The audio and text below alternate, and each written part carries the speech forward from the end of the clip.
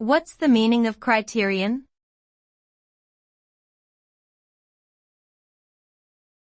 Criterion.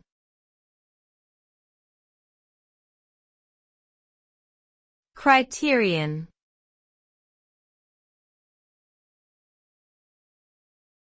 Criterion.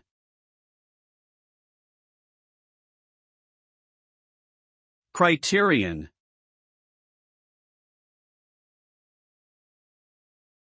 Criterion refers to a standard or principle used to make a judgment or decision about something. It can be used in various contexts such as education, science, or art. A criterion provides a clear and objective measure through which the quality or success of something can be evaluated.